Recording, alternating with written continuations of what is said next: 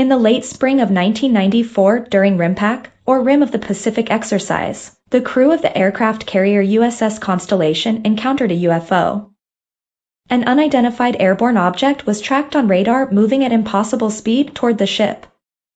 At first they thought it to be a missile that would soon impact, but no impact came. Instead, the outside watches witnessed a large light hovering briefly above the ship's island. It then suddenly departed straight up and out of sight. The witnesses were immediately relieved and debriefed by an intelligence officer.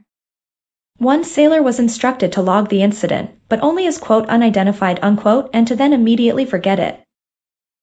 Later, in discussion with other service members, he found this to be standard operating procedure for the U.S. military regarding UFO encounters.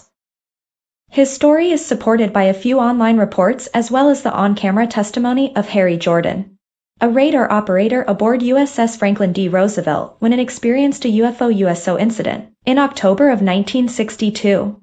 The USS Franklin D. Roosevelt. FDR veteran Harry Jordan served aboard the FDR from 1962 until 1965 as Seaman First Class.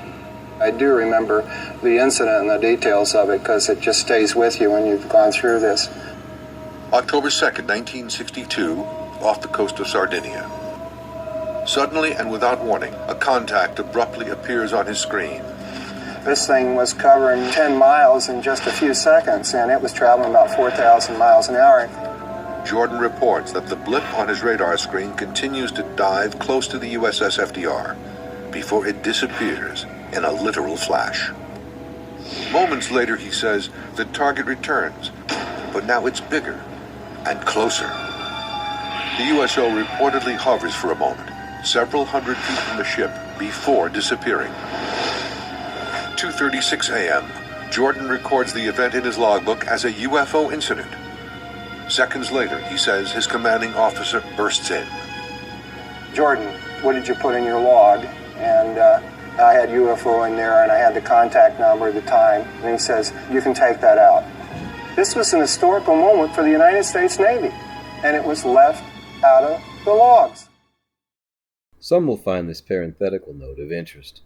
Just 2 years after the Constellation's UFO encounter, it was photographed in front of the United States Clandestine UFO Memorial in Seattle, Washington. Even Kenneth Arnold might just refer to it as the Seattle Space Needle.